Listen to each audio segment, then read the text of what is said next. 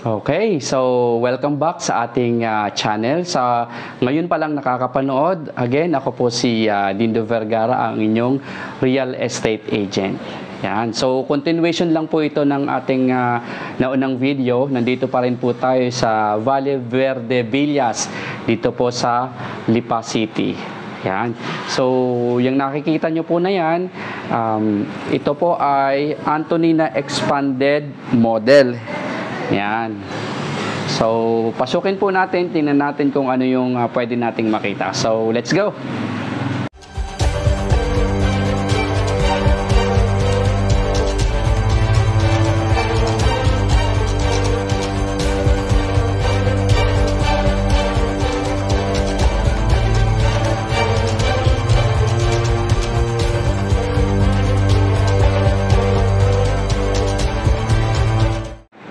Okay, so ayan po si Antonina Expanded.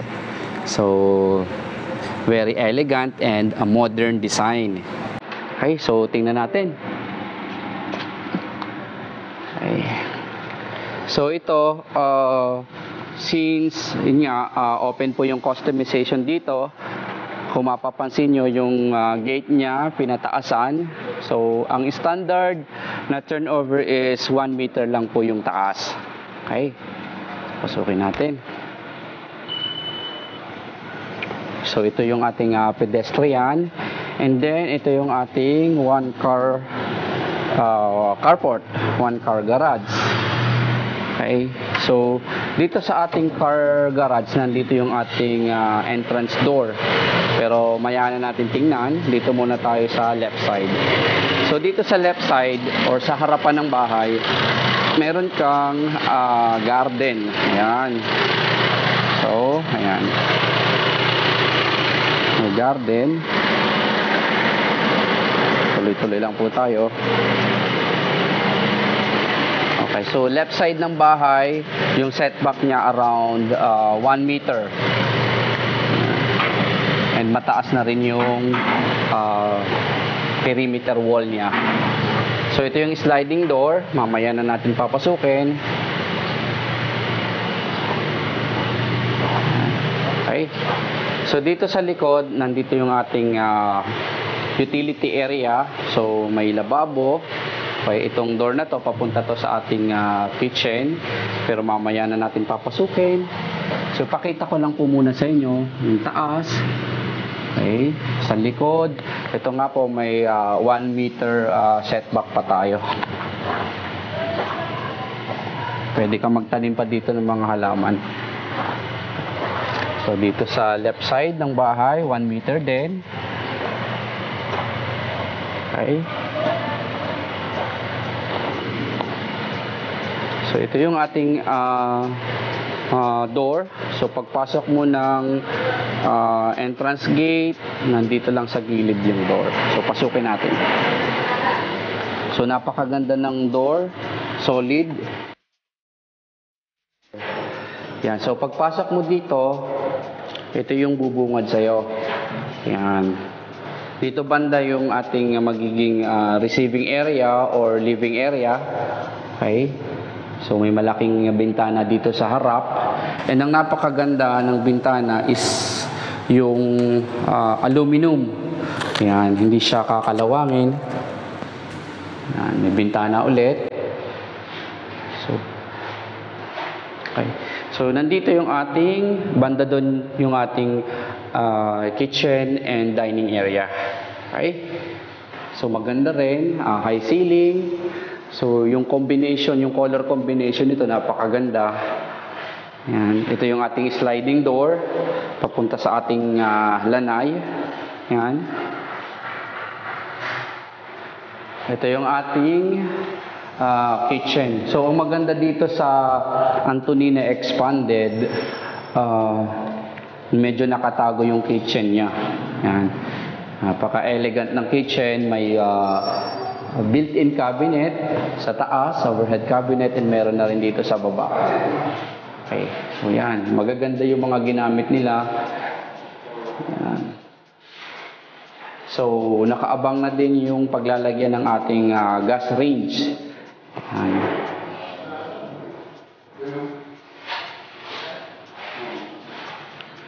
And ito yung door papunta sa ating service area na inikutan natin kanina. So, yan. Okay. So, ito yung magiging view mo pag nandito ka sa may kitchen area. Makita ko lang po ulit sa inyo. Very elegant and spacious siya. So, sa tapat ng ating sliding door papunta sa lanay, andito yung ating stairs. And sa gilid ng stairs, meron siyang toilet and bath. Tingnan natin. Okay. So, yan. So, ang maganda dito na-maximize talaga yung space. So, itong toilet and bath nasa may gilid ng stairs. And nasa ilalim. Yan. So akyat tayo sa second floor.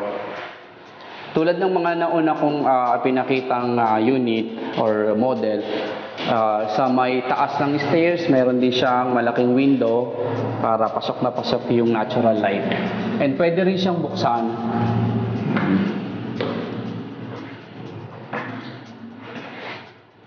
Ay, yan. So dito sa second floor, meron tayong 3 bedrooms. Okay, so pasukin muna natin yung bedroom 1. So ito yung ating bedroom 1. Yan.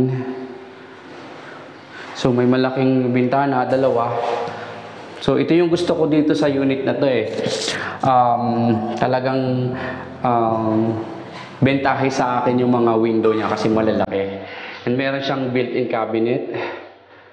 Yan.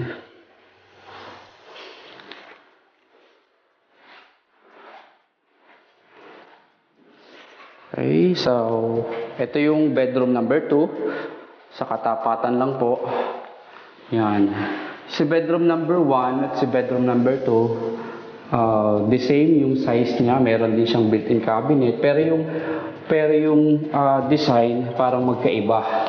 Magkaiba siya ng ng design or ng shape ng room. Yung magkaiba ng orientation yan. Yun yung tamang word, orientation. So dito sa ating second floor, meron tayong toilet and bath, common toilet and bath. So yan, very elegant, napakaganda ng mga fixtures na ginamit.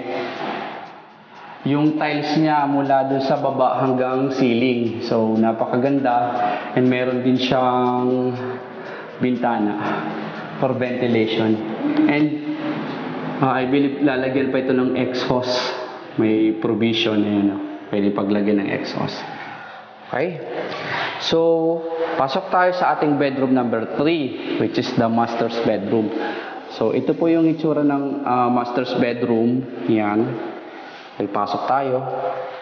Dito tayo sa gilid. So, very elegant yung master's bedroom. So, again, napakaganda na mayroon kang malaking bintana. So, kahit umaga or tanghali or hapon, pasok na pasok yung natural light mula sa labas.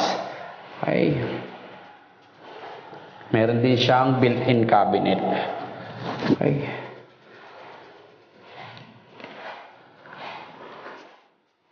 So, yan, napaka-elegant.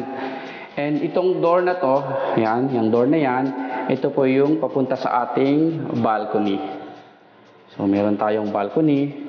Yan. Pwede ka mag-set up ng coffee table dito sa tuwing umaga, mag-coffee ka. Okay. So, balik na tayo.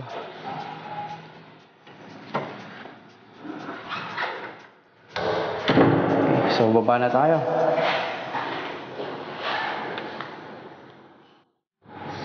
Okay, so tapos na tayo dito sa Antonina Expanded Model. I hope nag-enjoy po kayo sa ating house tour. And kung ikaw interested sa ganitong investment or interested ka na bumili ng property sa mga lugar na na-mention ko, sa Lipa City, Tanawan, Batangas, sa Santo Tomas, sa Alaminos, Laguna, and sa Bawan, Batangas, sa ano pa yung isa sa Laguna, sa Alaminos at sa San Pablo, yon sa San Pablo. So, kung ikaw interested ka na magpa-construct ng bahay sa mga lugar na na-mention ko, feel free to contact me and I'll be more than happy to assist you. Okay? So again, lahat ng mga details ng mga bahay na finiture ko ngayong araw na to, ilalagay ko po sa description box. And kung may mga tanong kayo, ilagay nyo na lang po sa comment section. So again, this is Dindo Vergara from H&H Real Estate Marketing. So thank you for watching and God bless. See you on the next video.